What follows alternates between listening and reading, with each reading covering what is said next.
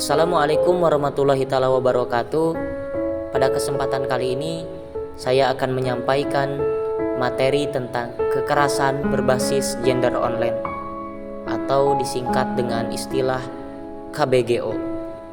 Perkembangan teknologi dan internet yang sudah semakin canggih sekarang ini tidak hanya mempermudah akses komunikasi tanpa batas, tapi juga bisa menjadi celah bagi orang untuk melakukan kejahatan. KBGO adalah salah satu tindak kejahatan yang sedang marak akibat penggunaan internet yang luas. Menurut pemerintah Provinsi DKI Jakarta, KBGO merupakan tindak kekerasan yang difasilitasi teknologi yang bertujuan untuk melecehkan korban baik secara umum ataupun seksual, sebagaimana tindakan kekerasan pada umumnya. KBGO termasuk tindak kriminal yang merugikan gender tertentu, biasanya perempuan. Apa itu KBGO? Kekerasan berbasis gender online atau berbasis teknologi adalah bentuk ketidakadilan dan diskriminasi gender yang terjadi di ruang online. Jenis kekerasan ini bisa mencakup penguntitan, pelecehan, penindasan, dan pornografi yang tidak diminta. Menurut Pemprov DKI Jakarta, KBGO juga bisa masuk ke dalam dunia luring, luar jaringan, di mana penyintas mengalami kombinasi kekerasan fisik maupun seksual. Ada berbagai bentuk KBGO, yaitu hinaan, pembuatan postingan yang bertujuan untuk menghina atau membuat seseorang marah, disinformasi, dan masih banyak lagi. Bentuk yang paling baru adalah deepfake, yaitu memalsukan foto seseorang dengan teknologi untuk membungkam dan mempermalukan wanita.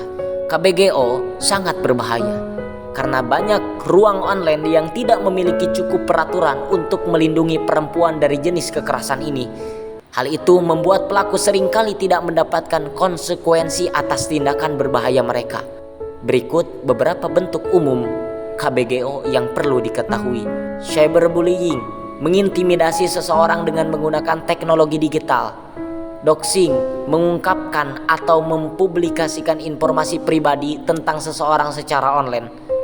Cybertalking, menggunakan internet untuk menguntit atau melecehkan orang lain. Pornografi non-konsensual, mendistribusi gambar grafis seksual tanpa persetujuan. Pelecehan seperti pelecehan berulang-ulang melalui pesan, perhatian, atau kontak yang tidak diinginkan.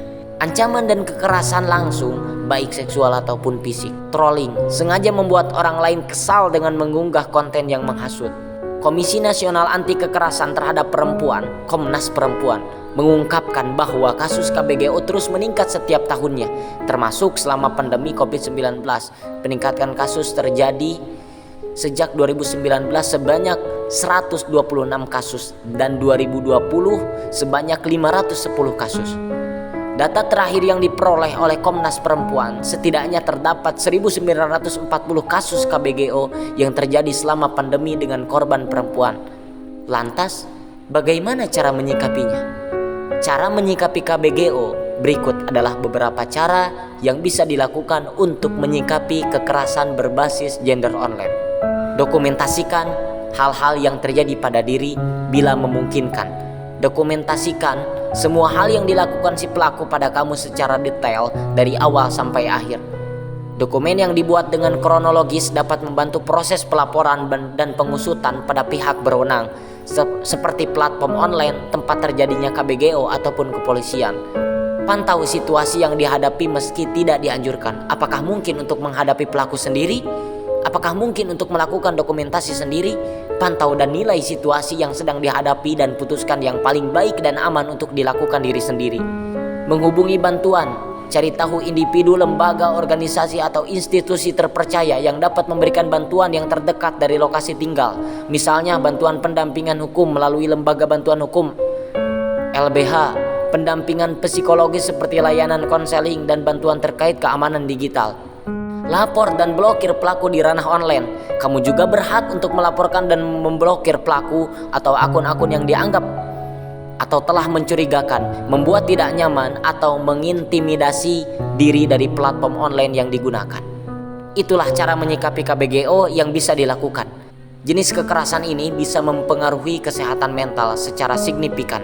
Oleh karena itu, bila kamu pernah mengalaminya dan sulit untuk pulih dari trauma yang ditimbulkan KBGO, kamu bisa menghubungi psikolog, atau dokter melalui aplikasi Halodoc untuk mencurahkan isi hati. Mungkin sekian yang dapat saya sampaikan, kurang lebihnya mohon dimaafkan. Terima kasih atas perhatiannya, semoga bermanfaat. Wassalamualaikum warahmatullahi ta'ala wabarakatuh.